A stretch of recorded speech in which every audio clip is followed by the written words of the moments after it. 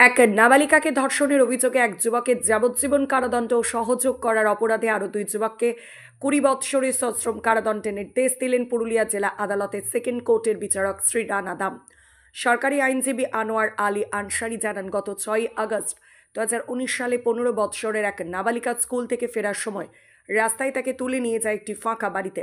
সেখানে গণেশ কর্মকার, পশুপতি মাহাতো ও গৌতম কর্মকার তিনজনে আটকে রাখে। গণেশ কর্মকার ধর্ষণ করে ওই নাবালিকাটিকে।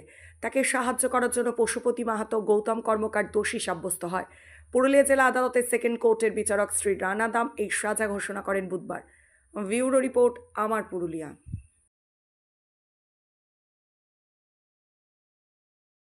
ঘটনাটা হচ্ছে যে ৬/৮/২০১৯ তারিখে বড়বাজার থানার এলাকার এক নাবালিকা, তাদের গ্রামের দুটো বাড়ি, এক বাড়ি থেকে আরেক বাড়ি যখন যাচ্ছিল, সেই সময় এই তিনজন আসামি তাদের মেয়েটাকে একটা ফাঁকা বাড়িতে তুলে নিয়ে যায় এবং নিয়ে যাওয়ার পরে তাকে ধর্ষণ করে।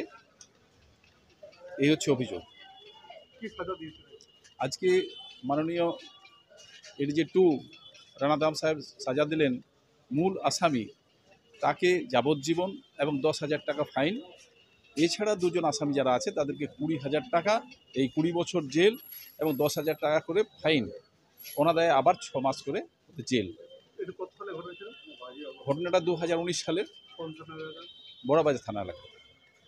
এবং এছাড়া আরেকটা কথা, এখানে মাননীয় জজ সাহেব যে ভিজি আছেন তার জন্যে কম্পেনসেশন হিসাবে তাকে ৫ লাখ টাকা দেওয়ার জন্য একটা অর্ডার করেছেন।